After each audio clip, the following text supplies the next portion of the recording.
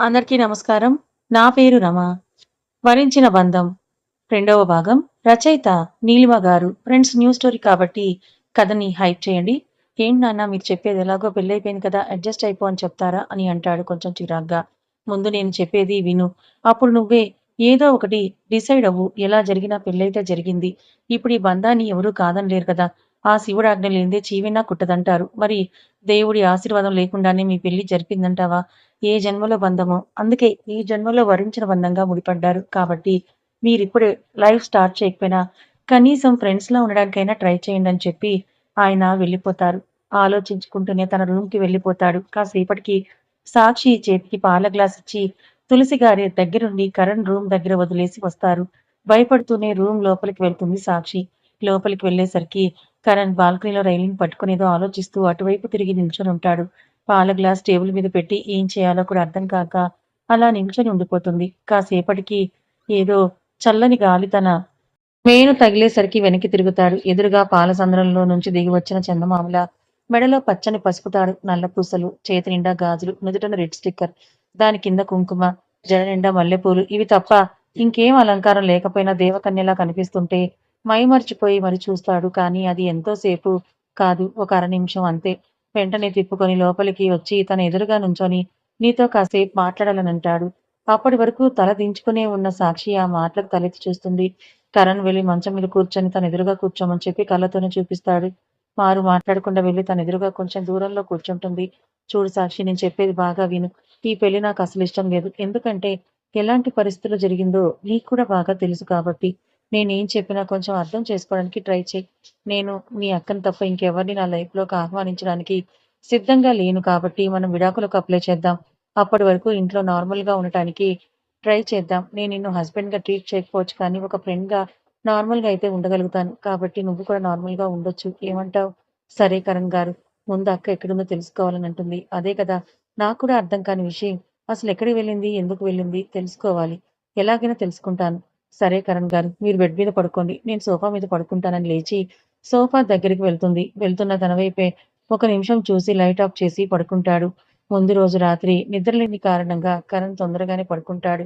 సాక్షికి మాత్రం నిద్ర పట్టక మెల్లగా లేచి బాల్కనీ డోర్ ఓపెన్ చేసి అక్కడ ఉయ్యాల ఉంటే అందులో కూర్చొని ఆకాశం వైపే చూస్తూ ఉంటుంది. హాస్పిటల్‌లో ఆపరేషన్ కంప్లీట్ చేసి ఇంటికి వెళ్ళేసరికి నైట్ 10 అవుతుంది. వాళ్ళ అమ్మ తన కోసం ఎదురు చూస్తూ ఉంటుంది. "నీకెన్ని సార్లు చెప్పానమ్మా లేట్ నైట్ అవుతుంది కదా" అని. అయినా ఎందుకు నా కోసం నిద్ర మానుకొని ఎదురు చూస్తావని చిరుకోపంగా అంటాడు అర్జున్. "నువ్వెన్ని సార్లు చెప్పినా నీ పెళ్ళయ్యే వరకు ఈ డ్యూటీ నాదే నాన్న. తర్వాత నా కోడలొస్తుంది కదా! తను చూసుకుంటుందని" అంటుంది నవ్వుతూ. ఆ మాటలకి ఇంకేం మాట్లాడకుండా ఉంటాడు. "సరే వెళ్లి ఫ్రెష్ అయ్యిరా, భోజనం వడ్డిస్తాను" అని అంటుంది. ఫ్రెష్ అయ్యి వచ్చి తినాలనిపించకపోయినా వాళ్ళ అమ్మ కోసం కొద్దిగా తిని రూమ్‌లోకి వెళ్ళిపోతాడు. ఉదయం ఆపిన ఆలోచనల్ని కంటిన్యూ చేస్తూ సాక్షి గురించి ఆలోచిస్తూ ఎప్పుడో నిద్రలోకి జారుకుంటాడు. 5 గంటలకి మెలకువ వచ్చి ఎదురుగా చూసేసరికి సాక్షి కనిపించలేదు.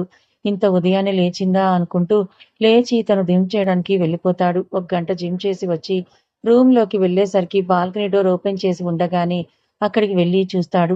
ఉయ్యాల్లో ముడుచుకొని కూర్చొని కాళ్ళు 2 పైకెత్తుకొని మోకాళ్ళ మీద తల ఆనించి పడుకొని ఉన్న సాక్షి కనిపిస్తుంది. క్లియర్‌గా చూస్తే తన ముఖం మీద అక్కడక్కడ కన్నీటి చారికలు కనిపిస్తాయి. అది చూడగానే ఎందుకో తన మనసుకు కొంచెం బాధగా అనిపిస్తుంది. దగ్గరికి వెళ్లి సాక్షి, సాక్షి అని పిలుస్తాడు. తను పలకకపోయేసరికి భుజంపై తట్టి లేపుతాడు. ఉలిక్కిపడి లేచేసరికి ఎదురుగా కరణ్ కనిపిస్తాడు. కంగారుగా లేస్తుంది. "ఎందుకిక్కడ పడుకున్నావు?" అని అంటాడు. "నైట్ నిద్ర పట్టలేదు. అందుకే వచ్చి ఇక్కడ కూర్చున్నాను. తెలియకుండానే నిద్ర పట్టేసింది." కాసేపటికి ఇద్దరూ ఫ్రెష్ అయ్యి కిందకు వెళ్లారు. వీళ్ళు వెళ్ళేసరికి కిందన డైనింగ్ టేబుల్ దగ్గర తులసి గారు టిఫిన్‌కి అన్నీ రెడీ చేస్తున్నారు. వీళ్ళని చూసి "రండి నాన్న టిఫిన్ వడ్డిస్తా" అని అంటారు. "అత్తయ్య నేను వడ్డిస్తాను. మీరు కూడా కూర్చోండని" అంటుంది. "లేదురా, 16 రోజుల పండుగ వరకు నువ్వు ఏ పని చేయకూడదు. అయినా ఇదేం పెద్ద పని కాదులే. నేను వడ్డిస్తాను." ఇంకేమీ మాట్లాడకుండా అందరూ కూర్చొని టిఫిన్ తింటారు. ఆనంద్ గారు, నా ఫ్రెండ్ కాల్ చేశారు. చిన్న మీటింగ్ ఉందని చెప్పి బయటకు వెళ్ళిపోతారు. సరే అమ్మా, నేను కూడా ఆఫీస్ ప్రోగ్రెస్ అన్నీ చూసుకొని వచ్చేస్తానని చెప్పి కరణ్ కూడా బయటికి వెళ్ళిపోతాడు. అత్తా, కోడలు ఇద్దరూ హాల్‌లో సోఫాలో సెటిల్ అయ్యి కబుర్లలో పడతారు. Family introduction. ఆనంద్ గారు చిన్నప్పటి నుంచి అనాథ. కాలేజ్ రోజుల నుంచి తులసి గారిని లవ్ చేసి పెళ్లి చేసుకుంటారు. వాళ్ళ ప్రేమకి గుర్తుగా ఇద్దరు కొడుకులు పుడతారు. పెద్దబ్బాయి కరణ్, చిన్నబ్బాయి చైతన్య. చైతన్య 10 ఏళ్ల వయసులోని ఒక యాక్సిడెంట్‌లో చనిపోతాడు. ఆ సమయంలో చైతన్య గుర్తుగా Chaitanya group of schools and కాలేజెస్‌ను ఆనంద్ గారు నిర్మించారు. ఇప్పుడు వాటిని కరణ్ హ్యాండిల్ చేస్తున్నాడు. లవ్ మ్యారేజ్ వల్ల తులసి గారి వాళ్ళ ఇంట్లో గొడవలు పడి వచ్చేశారు. అప్పట్నుంచి వాళ్ళ పుట్టింటికి దూరమయ్యారు. కరణ్ ఆఫీస్‌కి వెళ్లి ప్రోగ్రెస్ చెక్ చేస్తున్నాడే కానీ తన మనసంతా అవిక్ష చుట్టే తిరుగుతూ ఉంది. వర్క్ చేయలేక కార్ కీస్ తీసుకొని బయటికి వెళ్ళిపోతాడు. ఎటు వెళ్ళాలో కూడా తెలియక తన బెస్ట్ ఫ్రెండ్ అయిన కిషోర్ దగ్గరికి వెళ్లి తన బాధను అంతా చెప్పుకుంటాడు. "ఎందుకురా? ఎందుకంత బాధపడుతున్నావు? ప్రేమ ముఖ్యమా? పెళ్లి ముఖ్యమా?" అని అంటే బుద్ధున్న ఏ విధవైనా పెళ్ళే ముఖ్యమనంటాడు. కాబట్టి జరిగిందేదో జరిగిపోయింది. సాక్షిని భార్యగా అంగీకరించడానికి ప్రయత్నించు. నువ్వు కూడా ఏంట్రా? అక్కడ డాడ్ కూడా అలానే అంటున్నారు. మీరెంత చెప్పినా నా మనసు ఒప్పుకోవట్లేదు. అలా అంటే ఎలారా? ఎక్కడుందో తెలియని అవిక్ష కోసం సాక్షిని బాధ పెడతావా? ఒకసారి సాక్షి ప్లేస్‌లో ఉండి కూడా ఆలోచించు. ఒకవైపు అక్క ఎటు వెళ్ళిందో తెలియదు. మరోవైపు నాన్న ఆరోగ్యం బాలేదు. తను కూడా మానసికంగా బాధపడుతూనే ఉంటుంది కదా! ఈ టైంలో నువ్వు కొంచెం ఫ్రెండ్‌గా మూవ్ అవ్వాలి కానీ, ఇగ్నోర్ చేస్తే తనింకా బాధపడుతుంది. అలాగని నీకు బాధ లేదు అని లేదు. ఇద్దరు బాధపడుతున్నారు. కొన్ని రోజులు టైం తీసుకొనినా పర్వాలేదు. కాకపోతే సాక్షితో కొంచెం మూవ్ ఆన్ అవ్వడానికి ట్రై చెయి. కరణ్ ఇంకేం మాట్లాడలేక సైలెంట్‌గా ఉండిపోతాడు. సర్లేరా! ఇప్పుడేం చేస్తావు? ఆఫీస్ మీద ఇంట్రెస్ట్ లేదని చెప్పావు కదా! అలా బయటికి వెళ్దామా? ఎక్కడికైనా? ఏమోరా! నాకైతే దేని మీద మనసు పెట్టాలనిపించడం లేదు. సరే నాతో రా అని చెప్పి బయటికి తీసుకొని వెళ్తాడు కిషోర్. మరి నా కార్ అని అంటాడు. తర్వాత తీసుకుందువు గానిలే. ఇప్పుడిద్దరం నా కారులో వెళ్ళిపోదాం రా అని చెప్పి కార్ స్టార్ట్ చేస్తాడు. ఒక గంట ప్రయాణం తర్వాత కారు ఒక ప్లేస్‌లో ఆగుతుంది. ఆలోచనలో ఉన్న కరణ్ చుట్టూ గమనించడు. కరణ్ అని పిలిచేసరికి అప్పుడు ఈ లోకంలోకొచ్చి చుట్టూ చూసి కొంచెం ఆశ్చర్యంగా కిరణ్ వైపే చూస్తాడు. కరణ్ మూడ్ కొంచెం అప్‌సెట్ అయిందని చీరప్ చెయ్యాలి అనుకొని ఒక ప్లేస్‌కి తీసుకొని వెళ్లి కార్‌ని ఆపుతాడు కిరణ్. ఆలోచనలో ఉన్న కరణ్ భుజం మీద చెయ్యి వేసి "అరేయ్! కారు దగ్గర దిగరా" అని అంటాడు. బయటికి చూసిన కరణ్ కళ్ళు ఆశ్చర్యంతో పెద్దవవుతాయి. ఎందుకంటే అది ఒక ఫార్మ్ హౌస్ చుట్టూ గార్డెన్. సుమారు 2 ఎకరాలుంటది. అందులో ఒక వైపుగా ఫార్మ్ హౌస్ కట్టించి, మిగతాదంతా గ్రీనరీ కోసం చుట్టూ గార్డెనింగ్‌లా చేయిస్తాడు కరణ్. ఎందుకంటే తనకు గ్రీనరీ అంటే చాలా ఇష్టం. రిషికొండ ఏరియాలోని ఒక సైట్ స్థలం తీసుకొని తనకి నచ్చినట్టుగా చేయించాడు. కరణ్‌కి ఎప్పుడు మనసు బాగోకపోయినా, లేదంటే ఆనందంగా ఉన్నా ఇక్కడికి రావడం తనకలవాటు. థాంక్స్ రా అని కార్ దిగి గార్డెన్‌లో కూర్చొని కిరణ్ చెప్పిన మాటలన్నీ ఆలోచించుకుంటుంటాడు. కదిలించాలని కూడా అనుకోలేదు కిరణ్. ఎందుకంటే తనంతట తానుగా రియలైజ్ అవ్వాలని అనుకుంటాడు. కాసేపు ఆలోచించి ఒక నిర్ణయానికొచ్చిన వాడిలా రిలీఫ్‌గా ఊపిరి పీల్చుకొని వదిలి కిరణ్ కోసం చుట్టూ చూస్తాడు. కొంచెం దూరంలో అక్కడ పనిచేసే వాళ్ళతో మాట్లాడుతూ కనిపిస్తాడు కిరణ్. అలా కాసేపుండి ఇంటికి బయలుదేరతారు. సాక్షి, తులసి గారు హాల్‌లో కూర్చొని అలా కబుర్లు చెప్పుకుంటూ ఉన్నారు. అవునత్తయ్య, అడుగుదామని మర్చిపోయాను. మొన్న వచ్చింది కదా! ఏది? తను మళ్ళీ కనిపించలేదు అని అడుగుతుంది. తను కరణ్ చిన్నప్పుడు అంటే 10 ఏళ్ల వయసులో ఉన్నప్పుడు రోడ్డు మీద ఎక్కడో కనిపించింది అంట. తనకి ఎవరూ లేరని గుడి దగ్గర కనిపించింది. అప్పుడు కరణ్ తీసుకొచ్చి తనకి అన్నయ్యగా అన్నీ నేను చూసుకుంటాను అని మాకు చెప్పాడు. మేము కూడా దానికి ఒప్పుకున్నాం. దాంతో తన బాధ్యతను వాడే తీసుకున్నాడు. అప్పట్నుంచి మా దగ్గర పెరిగింది. కాకపోతే ఇంటర్ వచ్చిన దగ్గర నుంచి ఫారిన్‌లో స్టడీ కంప్లీట్ చేయాలని అక్కడ జాయిన్ చేశాం. అవునా! మరి నిన్న వచ్చిందింకా నైట్ నుంచి కూడా కనిపించలేదు. ఎక్కడికి వెళ్ళింది? అని అడుగుతుంది సాక్షి. మీ పెళ్లి అని చెప్పి హడావిడిగా వచ్చేసింది. వాళ్ళ ఫ్రెండ్ అందరూ టూర్ వేసుకున్నారంట. అందుకనే నైట్ మళ్ళీ వాళ్ళతో కలిసి అరకు వెళ్ళింది. సరే అత్తయ్య అని చెప్పి అలా కాసేపు మాట్లాడుకుంటారు. సరేరా!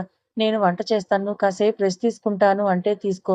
లేదంటే నాతో పాటు రా. కబుర్లు చెప్పుకుంటూ వంట చేసుకుందాం. సరే అని చెప్పి ఆవిడతో పాటు వెళ్ళి వద్దన్నా వినకుండా హెల్ప్ చేస్తూ ఇద్దరూ కలిసి వంట పూర్తిగా చేస్తారు. కాసేపటికి కరణ్, కిరణ్ ఇద్దరూ కూడా వచ్చేసరికి డైనింగ్ టేబుల్ మీద సర్దుతూ ఉంటారు సాక్షి, తులసి గారు. అందరూ కలిసి లంచ్ ముగించి ఎవరి రూమ్‌లోకి వాళ్ళు వెళ్ళిపోతారు. కిరణ్‌కి కూడా అక్కడ ఒక గెస్ట్ రూమ్ ఉంటుంది. ఎందుకంటే వాళ్ళు చిన్నప్పటి నుంచి బెస్ట్ ఫ్రెండ్స్. ఒకసారి నైట్ టైమ్ కూడా ఉండిపోతాడు. అందువల్ల ఎప్పుడూ తన రూమ్ తనకంటూ ఒకటి ఉండిపోతుంది. కరణ్, సాక్షి రూమ్‌లోకి వెళ్ళాక సాక్షి ఈవినింగ్ రెడీ అయి ఉండు. బయటికి వెళ్దామని చెప్తాడు. సరే అని అంటుంది. సాయంత్రం ఇద్దరూ కిందకి రెడీ అయ్యి వచ్చి, అమ్మా! నేను, సాక్షి అలా బయటకు వెళ్తున్నాం. మేము నైట్ డిన్నర్ కూడా బయటే చేసి వస్తాంలే అని చెప్తాడు. సరే నాన్న అని అంటారు తులసి గారు. ఇద్దరూ కలిసి కారులో బయలుదేరి డిటెక్టివ్ ఆఫీస్‌కి వెళ్లి అవిక్స డీటెయిల్స్ అన్నీ ఇచ్చి 1 వీక్‌లో మాకు తన గురించి ఇన్ఫర్మేషన్ కావాలని చెప్తారు. ఆ తర్వాత కరణ్‌కి తెలిసిన లాయర్ దగ్గరికి వెళ్లి 6 మంత్స్‌కి మ్యారేజ్ అగ్రీమెంట్ మీద నోటీస్ తీసుకోమని చెప్తారు. తర్వాత హోటల్‌కి వెళ్లి డిన్నర్ తర్వాత ఇంటికి బయలుదేరుతారు. ఈ మధ్యలో కూడా వాళ్ళ మధ్య మాటలేం ఉండవు. కాసేపటి ఇంటికి వెళ్లి ఫ్రెష్ అయ్యి నిన్నట్లానే ఒకరు సోఫా మీద, ఒకరు బెడ్ మీద పడుకుంటారు. రాత్రికి సాక్షి కూడా గట్టిగా నిర్ణయించుకుంటుంది. నేను ఉన్నన్ని రోజులైనా అత్తయ్య, మావయ్యల బాధ్యతని తీసుకోవాలి. కోడలుగా నా బాధ్యతలు నేను నిర్వర్తించాలని అనుకుంటుంది. నేనున్నాను అనుకుంటూ వచ్చేస్తాడు మన సూర్య సార్. అదేనండి తెల్లారిందంటున్నాను. సాక్షి లేచి ఫ్రెష్ అయి చీర కట్టుకొని కిందకి వెళ్లి పూజ చేసి ఇల్లంతా ధూపం వేస్తుంది.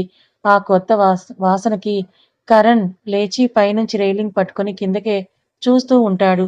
ఇల్లంతా ప్లెజెంట్ గా మనసుకు హాయిగా అనిపిస్తుంటుంది అందరికీ. అప్పటికే తులసి గారు, ఆనంద్ గారు ఫ్రెష్ అయిపోవడం వల్ల పూజ గది దగ్గరికి వచ్చి హారతి తీసుకుంటారు. అత్తయ్య కాఫీ పెట్టనా? మామయ్య గారు ఏం తాగుతారు?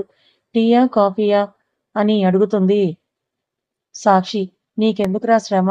నేను ఉన్నాను కదా! పర్లేదత్తయ్య. వంట ఎలా అయినా చేయకూడదా? అని అన్నారు.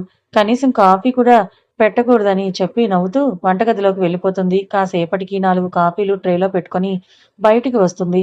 వాళ్ళ అత్తయ్యకి, మామయ్యకి ఇచ్చేసి కరణ్‌కి పైకి తీసుకొని వెళ్తుంది. తను వెళ్ళేసరికి అప్పుడే ఫ్రెష్ అయ్యి ఒక టవల్ నడుముకు చుట్టుకొని, ఇంకో టవల్‌తో తల చుట్టుకుంటూ బయటికి వస్తాడు కరణ్. అది చూసి మన పాప 2 కళ్ళు అలాగే గట్టిగా మూసుకొని అటువైపుకి తిరిగి నిలబడుతుంది.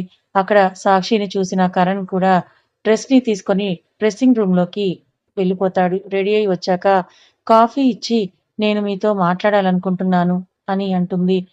ఏంటి? అని అడుగుతాడు. నేను ముందే ఒక జాబ్‌కి అప్లై చేసి ఉంచాను. దానికి వాళ్ళు ఇంటర్వ్యూని కండక్ట్ చేస్తే ఓకే చేశారు. కాకపోతే అక్క మ్యారేజ్ ఉంది కదా అని తర్వాత వెళ్దామని ఆగిపోయాను. ఇప్పుడు జాయిన్ అవ్వాలని అనుకుంటున్నాను. ఏమంటారు? అని అడుగుతుంది సాక్షి కరణ్‌ని. జాబ్ చేస్తే తనకు కూడా మైండ్ డైవర్ట్ అవుతుంది కదా! అనుకుంటూ కాసేపు ఆలోచించి, సరే నీ ఇష్టం అని అంటాడు.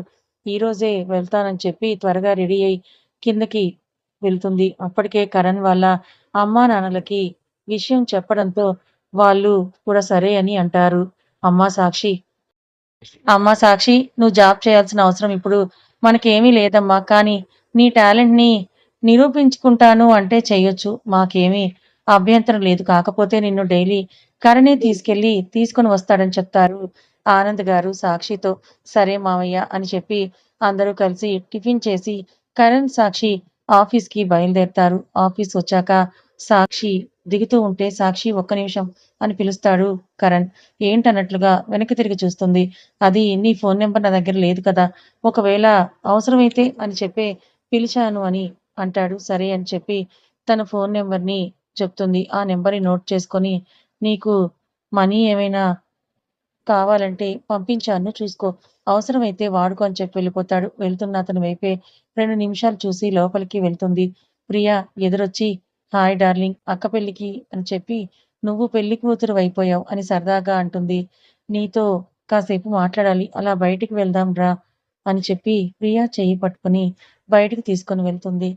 సాక్షి ప్రియాని తీసుకొని వాళ్ళ ఆఫీస్ ఎదురుగా ఉన్న కాఫీ షాప్‌లోకి వెళ్లి కూర్చుంటారు. ఇప్పుడు చెప్పే అక్క పెళ్ళికి వెళ్లి నువ్వు పెళ్లి చేసుకొనొచ్చావు. అసలు ఏం జరిగిందో చెప్పు అని అడుగుతుంది ప్రియ. ముందు నువ్వు ఎందుకు పెళ్ళికి రాలేదో అది చెప్పు అని అడుగుతుంది సాక్షి. వద్దామని అనుకున్నానే. కానీ నానమ్మకి కొంచెం బాగోలేదు. అందుకనే రాలేదని చెప్తుంది. ఓహ్! మరి ఇప్పుడు నానమ్మకి ఎలా ఉంది? బాగానే ఉందిలే. అది కాదులే కానీ ముందు నీ గురించి చెప్పు అని అడుగుతుంది ప్రియ. దానికి దీర్ఘంగా ఒక నిట్టూర్పును విడిచి వాళ్ళ అక్క వెళ్ళిపోయిన దగ్గర నుంచి వాళ్ళు విడాకుల విషయం వరకు పొల్లు పోకుండా మొత్తం కూడా చెప్తుంది సాక్షి. అంతా విన్న ప్రియా మైండ్ కాసేపు బ్లాంక్ అయిపోయింది. కాసేపటికి తేరుకొని మరి అర్జున్ సంగతి ఏంటని అడుగుతుంది. అర్జున్ సంగతి మాట్లాడుకోవడానికి ఏముంది? నా మనసులో ఇష్టం ఉన్నా అది తనకి నేనెప్పుడూ చెప్పలేదు. ఇక చెప్పాలని కూడా నేను అనుకోవట్లేదు. అదేంటే? ఎలాగో నువ్వు కరణ్ డివోర్స్‌కి అప్లై చేశారు కదా! 6 మంత్స్ తర్వాత నీ దారి నీది. అప్పుడు అర్జున్ నువ్వు హ్యాపీగా ఉండొచ్చు కదా! అని అడుగుతుంది ప్రియ. కథ ఇంకా ఉంది. మరి ప్రియా చెప్పినట్టుగా నిజంగానే అర్జున్ పెళ్లి చేసుకుంటుందా కరణ్‌కి డివోర్స్ ఇచ్చి? నిజంగా కరణ్, సాక్షిలు విడిపోతారా? అసలు అవిక్ష 3 ఏళ్ల పాటు అంతగా ప్రేమించి కరణ్‌ని వదిలి ఎందుకు వెళ్ళిపోయింది? బలవంతంగా ముడిపడ్డ కరణ్, సాక్షిల బంధం చివరికి ఏ మలుపు తిరగబోతోందో తెలుసుకోవాలనుకుంటే ఛానెల్‌ని ఫాలో అవ్వండి. కథ నచ్చితే లైక్ చేయండి. Thank you so much.